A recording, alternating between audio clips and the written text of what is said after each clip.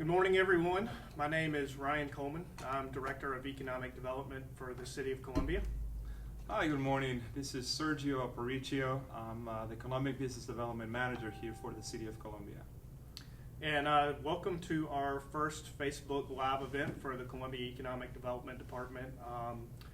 Prior to the current COVID-19 crisis, we had been working towards, some new thoughts and ideas on how we could interact and communicate better with the business community. So doing events like these was something that was it was on our peripheral, it was in the pipeline at the time.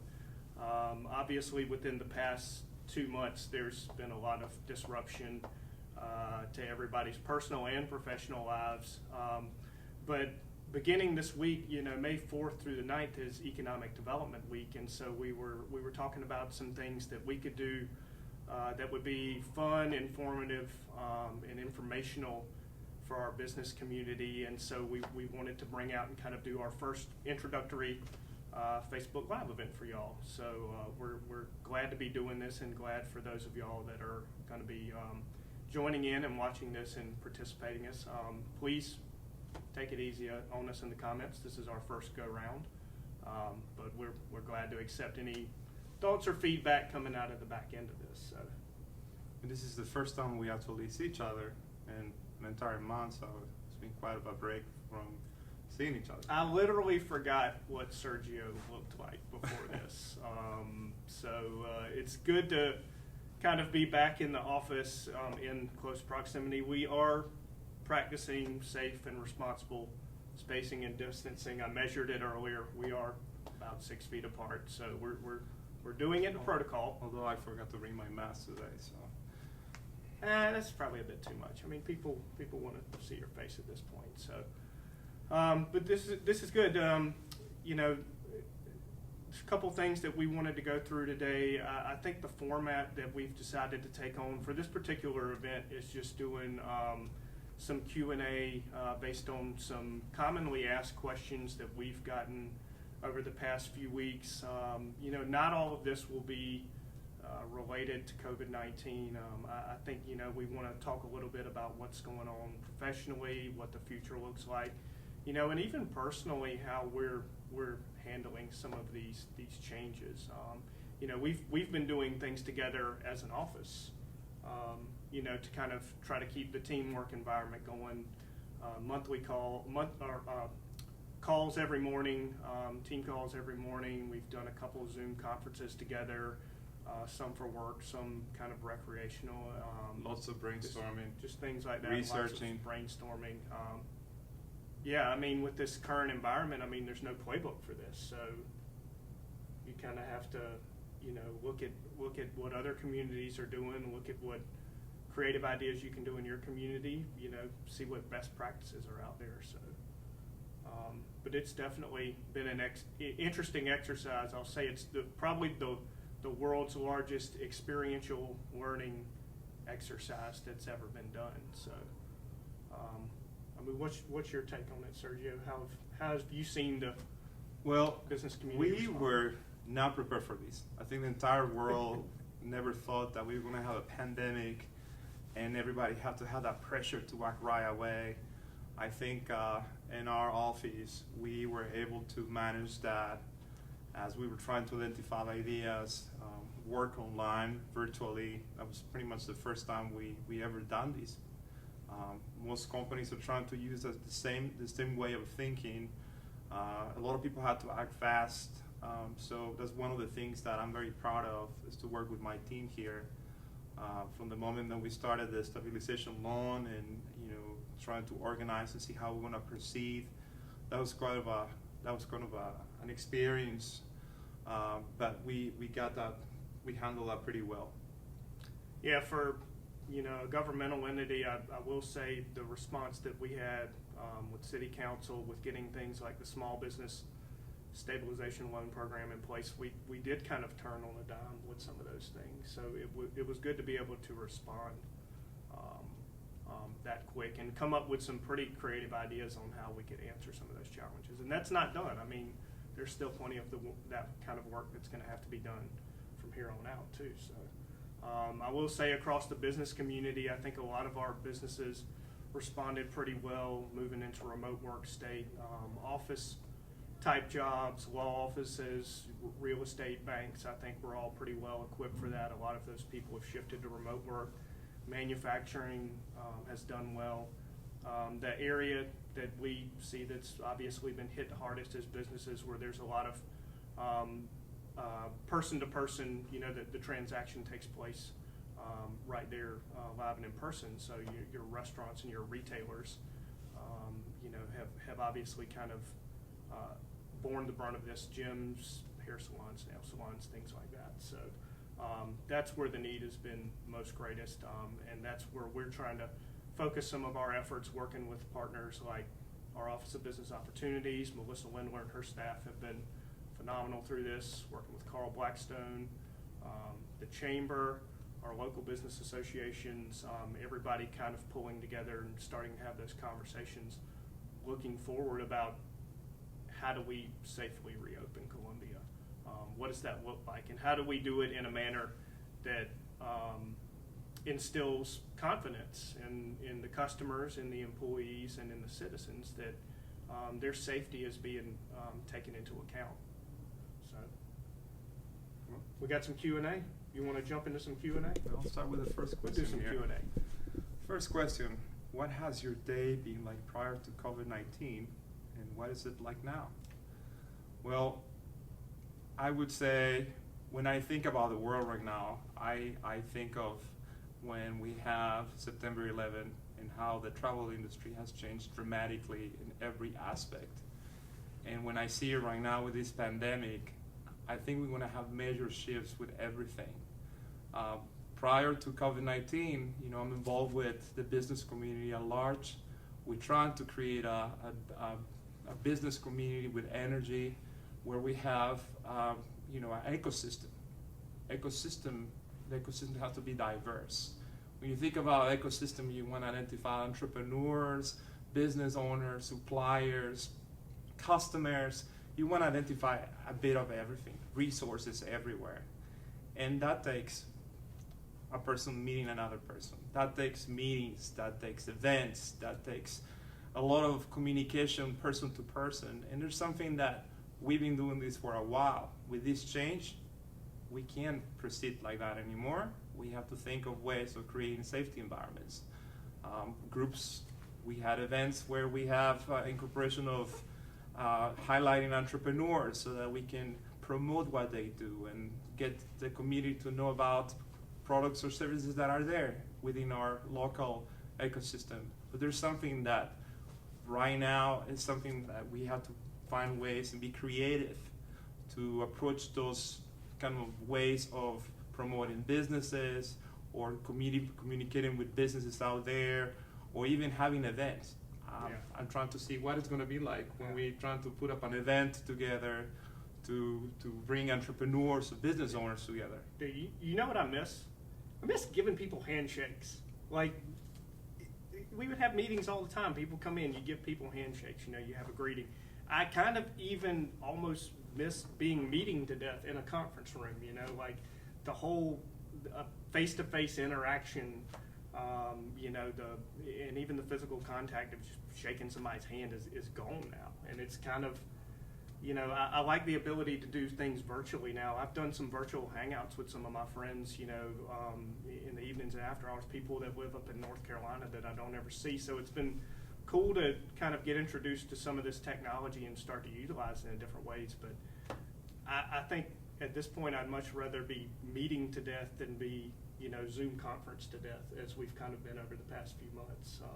It's definitely a shift. It's a change. It's virtual now, but definitely the interaction aspect is missing, and I'm kind of a little concerned about how that's going to be long term coming out of this with safety recommendations. Yeah, my perspective, I think meetings are going to be reduced. Events, the formats are going to be very different. How are people going to go to concerts after this?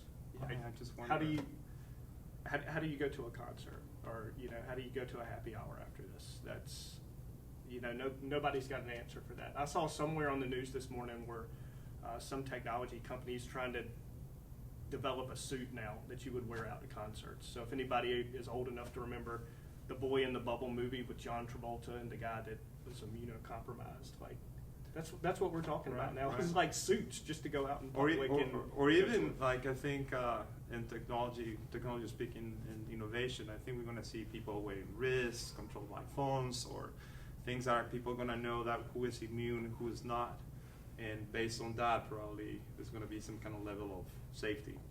I think you see a lot more digital transactions and stuff too. I mean, people are already kind of, trying to tell folks to limit cash transactions. I think you'll get to a point to where you see people even using their cards less and using more of like, some of the Bluetooth technology and things like that to kind of pay virtually versus, even using a standard credit or debit card. So it'll be interesting. That's for sure. Let's see. What do we have in here? Just more questions in no particular order. What are some of the best personal and professional lessons that you've learned during the crisis? Personally, this has been an exercise in Patience 101 for me. At home, my wife and I are both working from home right now. I come into the office a little bit, but she's pretty much there all week. We've got a 6-year-old who is in kindergarten, trying to kind of educate her, and then I've got a 3-year-old daughter who is just off the walls 24 hours a day. We're constantly juggling between conference calls and meetings and trying to get work done. So working in that environment has definitely tested the durability of my patience, but also kind of helped me increase that. So I love and enjoy spending time with my family, but it's made it really challenging for 2 adults working full-time jobs to kind of be able to manage the personal and professional life. It's all blended together. And I think even if you look at like the normal structure of a week where you would work 5 days a week and kind of have that structured work time versus personal time, it's all nebulous now. Like I'm working at nights, I'm working on the weekends and stuff, and it may change what I do Monday through Friday 8 to 5. Like there may be some downtime there to take the girls out or do some stuff, with Skylar, helping her out with schoolwork, but it's just made everything kind of a blur. I've started making a joke that every day is just another Monday now. So what's your week like? Well, there's first Monday, second Monday, third Monday, and kind of get the gist after that. I think the personal adjustment that everyone has, set of goals on a normal day, those goals that you have to accomplish these deadlines and everything. When we started with COVID, there's something that I was a little confused on how to start and how to schedule my day, per se, that I had so many things happening on a normal day, and all of a sudden I'm alone at home and trying to schedule my time and identify how, as an office, we can actually interact to help the business community in other creative ways. That has really taken a toll on my personal life. Having the set of goals is like personal stimulation for me to maintain my energy. So, I do like that as an office. We made sure we had daily team calls first thing in the morning, because it's a good opportunity to exchange ideas and kind of right there at 8:30 to get started and to get into work mode for the day. Like you said, when you're kind of dealing with a kind of a weird operating environment, it at least just kind of got us good in the starting blocks every day. To be able to be productive and kind of start to work towards the task that we had. So you're up. let me see. You can't pick and choose. Come on now, that's cheating. Has the COVID-19 pandemic changed your way of thinking? Well, definitely, I think the interaction and using technology is something new, and a lot of businesses are probably not equipped or were not equipped before COVID-19. There's something that they need to think of, is creating ways to have better e-commerce or better platforms, restaurants and retailers. A lot of businesses that we talk, they share how they were not prepared for these. What do you think, Ryan? I agree with that. I think we've seen, and this is not just in Columbia by any means, but overall, just some glaring weaknesses in our business communities with people that didn't have contingency plans in place, businesses that did not have reserve or emergency funding on hand, folks that weren't prepared to try to move their products and services in a different manner. And this isn't necessarily applicable to all businesses, but I think I'll kind of talk in respect to retailers because it's kind of the easy example to make.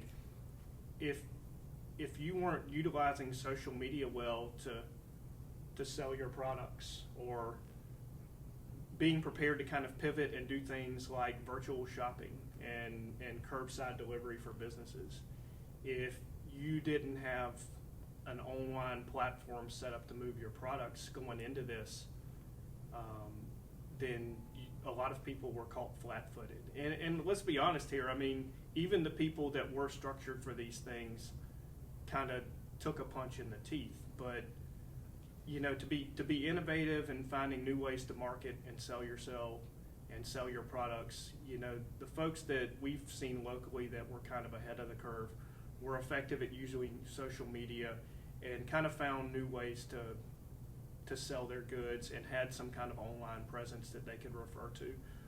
Some folks, did the virtual shopping through Facebook, and then you would come by and pick it up.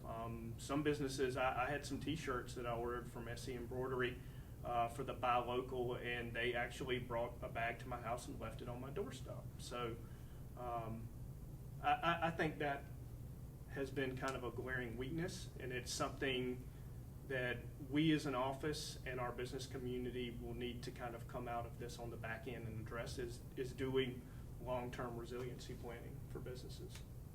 This is what they're right. So you've talked individually with some of the businesses out there. I mean, what were some of the retailers and stuff saying about that? I mean, how is it impacting them?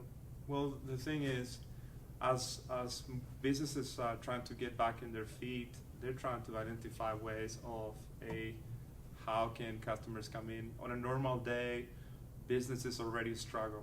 So when you think about with COVID-19 and reopening businesses now, obviously they're gonna a little bit struggle even more. So they have to find ways of how to create operations where customers feel safe, the safety environment there when they actually approach those businesses. But more than anything, having the ability to learn from what's taking place right now toward the future and incorporating new plans and perspectives of how can they interact with technology, that would be a really good way to implement some kind of strategy, as you say. But it's what they really want to see is in which ways they can incorporate plans to create more platforms for those businesses that actually don't have any kind of technology can create something. I mean, if you're a business and you've got downtime right now, you should definitely be getting involved. There's tons of free webinars out there. I mean, you should absolutely be exposing yourself to some of these things that you haven't implemented before, so you can be prepared on the back end. I even went online and ordered some books on search engine optimization, on social media analytics, because as a director for economic development, I want to understand as an office how we can better communicate with our businesses and then sell ourselves coming out of this. I mean, there will be a point where we resume normal business retention, expansion, recruitment and stuff, and so I need to be able to equip myself with that knowledge too. Those are things that I just picked up on my own and said, I don't know this, but I think it's useful to know it while I have the opportunity to spend some time and learn it. So. And this is why we have our website where we actually trying to bring resources. So businesses that don't know what's out there or how they can actually do things in the future, they can actually go to our website where we're trying to actually bring different ideas of what other cities are doing and businesses or anybody that actually is bringing some kind of value to their industry so they can learn from. Yeah. Next question. We kind of touched on this a little bit here during this past discussion, but what are some new practices or procedures you plan to incorporate in business operations moving forward? You know, in the middle of this process, we rolled out the new economic development website. So, you know, we're looking at new ways we can market and promote the city, that we can communicate that information. We were really successful and got a lot of good feedback in running our open business listings. So we would regularly update those with the business associations, keeping a list of retailers and restaurants that were open for business, trying to do, you know, what we could to help drive some extra traffic to them. We coordinated with GIS Planning and a local company, Resimplify, and then Mad Monkey helped us with the website implementation. We put a new interactive map on there, and these are some things that we'll put into the comments, the Facebook comments before the end of this as well. But we've got a link to a new business survey. I think that's a new tool that we'll want to use more frequently going forward, is polling our business community, kind of taking that temperature more regularly, doing more things like this in an online or interactive format, or doing, I think we're planning to do another Zoom conference call with OBO later this week as one of our Economic Development Week events. So just finding ways to get additional exposure out there, identify needs and address those, and then using technology as the mechanism to do that. So it was things that we were looking at the time, but I think everybody has kind of been thrust into the adoption phase, regardless of whether you were planning on doing it or whether you wanted to do it or not. So, and it definitely has helped. We have a lot of traffic and a lot of businesses coming into the website to identify resources or things that we were doing for the business community, like the stabilization loan and the grants we were giving. Mm-hmm. So that helped a lot of the business community around here, Columbia. So what plans do you have for reopening Columbia? We were talking with my team, and we were thinking about creating a local campaign. It takes an entire village to support one entrepreneur. It's not just opening the business and expect customers to go, but we need, as community members and leaders, to encourage people to support our business owners. And the way we can do that, we can buy prepaid cards from them. You need to encourage everyone, buy now. Prepaid cards are there. You can support your business community by doing that. Find your favorite retail shop, find your favorite restaurant, and support them. Give that as a gift for somebody. That's how you can actually help. But creating a campaign for local support is something essential that we need, but we need everyone to work with us. And we've been, like in that aspect, we've been talking to the business associations, and they've been talking to their members and retailers and restaurants, and so we're trying to create some kind of campaign, and everybody's communicating information back and forth to see how we can better work together. yeah, I think kind of the idea that we had was think of a shop local campaign, except for it's done in a very comprehensive and long-term manner, you know. So every different month, you know, different promotions, tying things in with QRS codes and loyalty programs. I know we've done shop local efforts before, but what we're talking about is a year-over-year promotion. You know, you look at the businesses that we have here now, they are not all necessarily going to be here in the next month or two, you know, and so how do we, as a community, you know, support them financially? You know, they're the lifeblood of the community. If there's no businesses, there's no jobs for people to go back to. So thinking about shop local, doing like a Christmas in July type event, a back to school event in August, you know, and channeling that into the small businesses that need it most. I mean, you know, there's always going to be, you know, that thing that you need to order off of Amazon, you know, like a new lightning adapter for your iPhone or something like that. But there's plenty of other opportunities to get out there and buy, you know, retail goods locally. So, you know, just continuing to kind of build on that momentum and encourage that some more as well.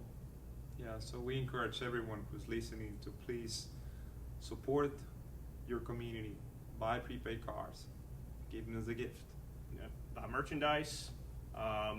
If they don't have an online presence, I would say call them up and ask them, you know, if there are certain things that you can buy and purchase, and you maybe just call an order in. I mean, there's ways to drive traffic to those local businesses. So just be thoughtful about it. And businesses, I mean, continue to, we've got ways that you can promote yourself on our website, through our interactive map, through our open business listings. So, if you go to our website and go to the map and click add a business in the top right corner, it sends your information to us, and then we can make sure that you're listed on that feature as well. So, we have time for one more question. How are we looking time-wise? Are we good? We're at 30 minutes. We're at 30 minutes? We've got 4 minutes. Let's do one more real quick. And then we'll close out. Let's see. I want a good one. Sergio gets to pick his. I want a good one. Oh, God. Sounds like the other ones. What are some tips you can give businesses during the reopening phase? I'd say just being mindful of the information that's out there. So, keeping up to date with like what the Center for Disease Control, the CDC is putting out there. The South Carolina Restaurant and Lodging Association just released a guide. We've put that on our website. That talks about kind of safety standards and protocols. The Columbia Chamber, Carl Blackstone and his staff put together a Reconnect Columbia playbook that just came out last week. We're going to link that on our city website on the COVID-19 resource page on our economic development website, which is choosecolumbiasc.com. But there's a lot of information out there that can help with enhanced sanitation and spacing. I think businesses have to be mindful of there's a couple things that play into that factor. What type of business are you? So, obviously an accounting business will have different traffic than a retail business or a restaurant would. So think about your kind of business. Think about the size of your business. 10,000 square foot stores obviously going to have different things to deal with than 100,000 square foot Lowe's. And then think about your traffic and your capacity in your business, and just kind of weigh those things out and think of how to mindfully move people throughout the store to limit their interaction with each other, and to kind of get them safely checked in and out the door without having a lot of opportunities where folks could kind of cross-contaminate. So I would say, regardless of your industry, have some plan. A Mm-hmm. plan of action that says this is how we're gonna proceed, so customers feel comfortable. Because at this point, it's the perspective of the customers and the consumers who are actually thinking probably, I don't know if I want to go there. I don't know if I'm ready. So business owners can actually change that by creating some kind of plan of action, so Okay. people can feel comfortable. So I guess with that, we'll wrap up our first Facebook live event here. So we thanks to everybody who's kind of tuned in and sat through this morning. Appreciate all your outreach and your comments. If there's any input that's come in through this, we'll respond to any questions, any feedback y'all have. We'd love to hear from y'all, so hit us up in the comment section. And if there's anything our office can do for you, feel free to contact us. The direct line for our office is 803-734-2700, or you can email our office at development@columbiasc.gov. So thanks again, and please feel free to let us know how we can support your business.